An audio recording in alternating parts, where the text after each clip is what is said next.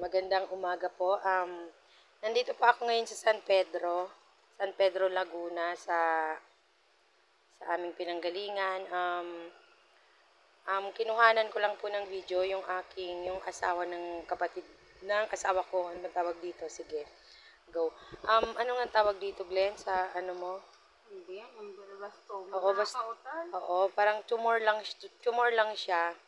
Ngayon lumaki siya ng lumaki ng ganyan kasi masyadong malaki yung hinihingi ng PGH na sa bakal niya. So, i-upload ko po ito para lang po baka sakali lang mayroon gustong tumulong, makatulong, paki-share na lang din po para kahit papano mapuna na po yung kakulangan niya para sa bakal na kakailanganin niya para maoperahan na po siya. Dito po sila nakatira sa San Pedro, sa Barangay San Vicente, sa Benchita Village. Pwede nyo po siyang kontakin through messenger po, through din sa akin. Nakikiusap po kami na sa mga may mabuting loob po, pwede po siyang matulungan. Glenn, ano ba yung pwede mong sabihin sa kanila? Magandang umaga po sa inyong lahat. Ako po si Glenn Dabukeo na kumakatok po ako sa inyong mabuting puso na sana po sa kahit konti man lang po matulong niyo po para sa akin sa kailangan kong bakal. Kasi po, yun na lang po yung kailangan ko po talaga na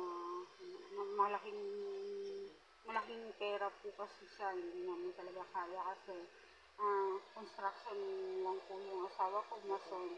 So yung kinikita niya po, hindi po sapat talaga para doon sa bakal ko. Kaya po, sana po, matulungan niyo po ako sa kailangan ko po yung bakal. So, nakaschedule na sana to sa PGH. Oo. So, yun yung bakal kasi parang sa labas bibilin. bibilin. So, wala sila sa loob ng PGH. Kaya talagang hinihingi namin ng tulong para mapunan yung nalikom niyang konti.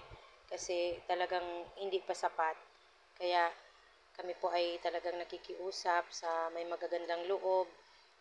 By sharing po ng post, tag po sa mga kinauukulan na baka sa panahon na to meron po talagang makatulong sa kanya kasi kailangan na po talaga siyang maoperahan. So, ganoon na lang, Glenn. Ano na lang tayo, pray na lang natin, tsaka pray na lang din. Okay na. Salamat.